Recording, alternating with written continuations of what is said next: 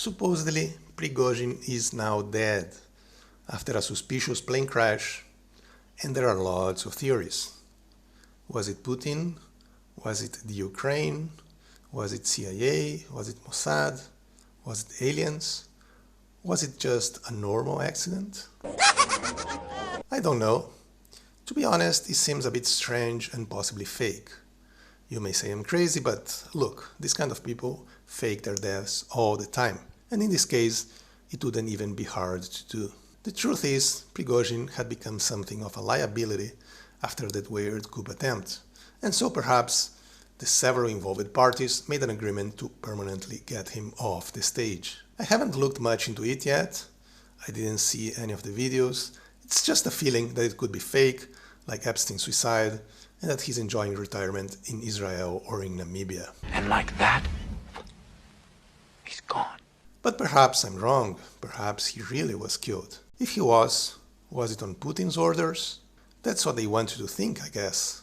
But it doesn't make much sense to me, and honestly, even if he was killed, it could be anyone. It could even be someone in Russia outside of the government. Surely, there are many people who would be happy to see him dead. But I guess it could be Putin too. He didn't seem very happy with that coup thing, and they did want to remove Wagner from the scene. In any case, I guess we won't be hearing from him in a while.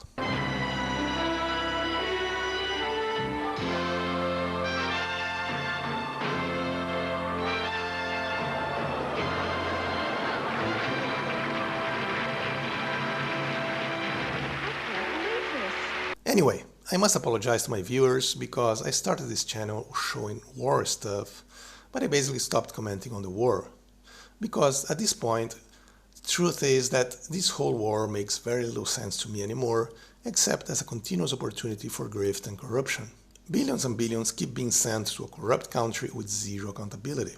I feel bad for the thousands of young men dying and for the millions of refugees, but it seems to me that thousands of people are dying, so that some other, much fewer people can make money selling weapons or buying everything to build back better. Independently of who you think is right or wrong, at some point you have to ask, is it worth it? Why can't they negotiate? The Ukraine was willingly part of the Soviet Union for decades. The only reason they got Crimea and the Donbass was because it was part of the Soviet Union and it was given to them by the Soviets. Before that, it was part of Russia. But now, supposedly, borders are sacred and negotiations are impossible. The refusal of the Ukraine and NATO to negotiate, especially after that completely failed counteroffensive, is absurd. They keep saying that they are winning while their country is destroyed, and millions of Ukrainians in Germany or Poland are never coming back. Come here! What are you gonna do, bleed on me? I'm invincible! You're a loony. And in the meantime, BlackRock buys everything. Maybe when they say we are winning, the we means BlackRock? That, at least, would make sense. Anyway, I just wish this stupid war would end at this point. I am so sick and tired of it that I am almost ready for news about COVID lockdowns to come back. Because that seems to be another thing that is on the works right now, perhaps to distract us from the war. It's kind of funny. They start a war to distract us from the COVID vaccine failure, then bring back COVID to distract us from the war failure. Oh well. You can't win them all.